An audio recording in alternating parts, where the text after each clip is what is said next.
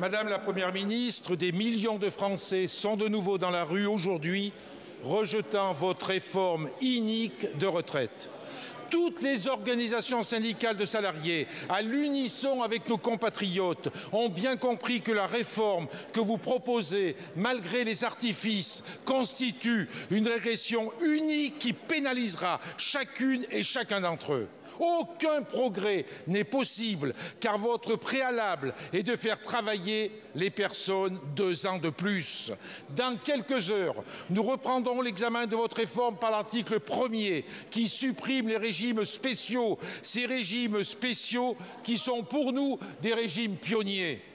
Cependant, il y a un régime très spécial auquel vous ne vous attaquez pas. C'est celui de la finance. C'est le régime spécial de ceux qui peuvent cumuler de super comptes épargne retraite, d'attribution d'actions gratuites, de retraite chapeau, afin de se constituer une belle pension de retraite à l'âge où ils voudront et sans avoir cotisé le moindre euro. Madame la Première ministre, la politique n'est qu'affaire de choix.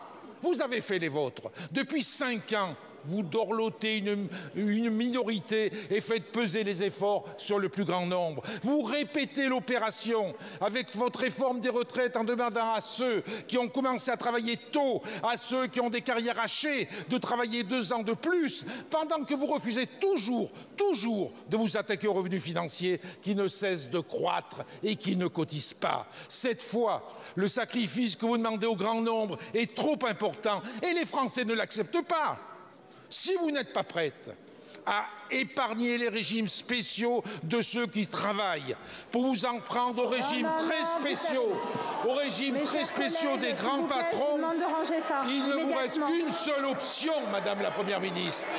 Il ne vous reste qu'une seule option, retirez votre mauvais projet. Monsieur Jumel.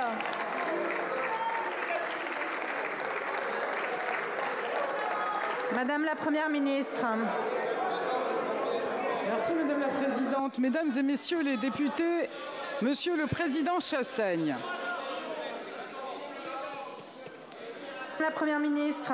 Avant de vous répondre, je veux à mon tour dire toute ma solidarité et celle de notre pays tout entier après le terrible séisme qui a frappé la Turquie et la Syrie hier.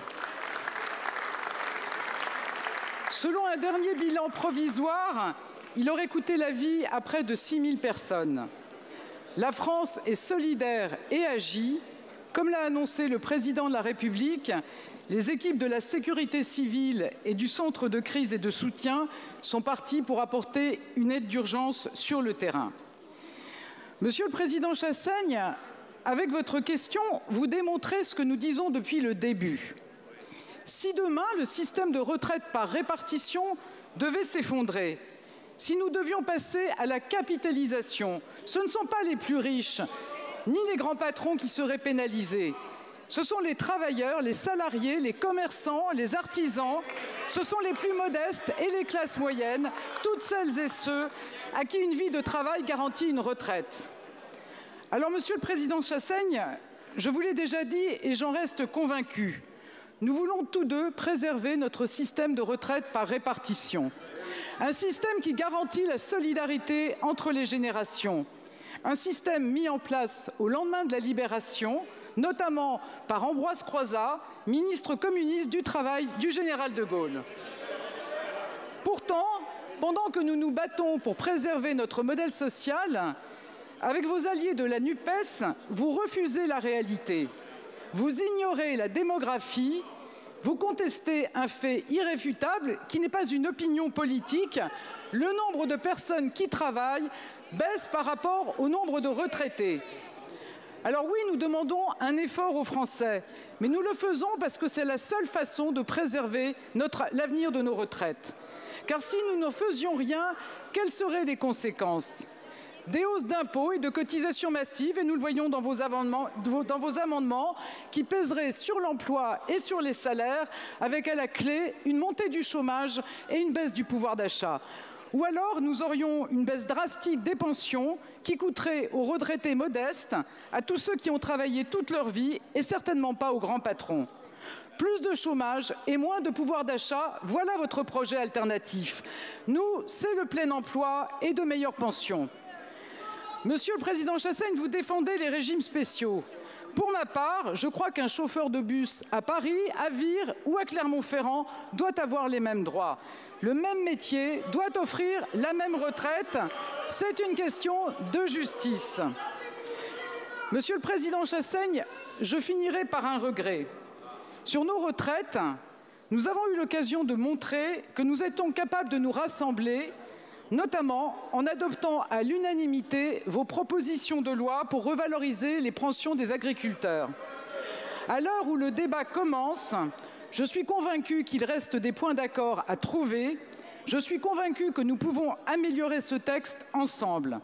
Cela passera par le débat, la confrontation d'idées et bien sûr le respect.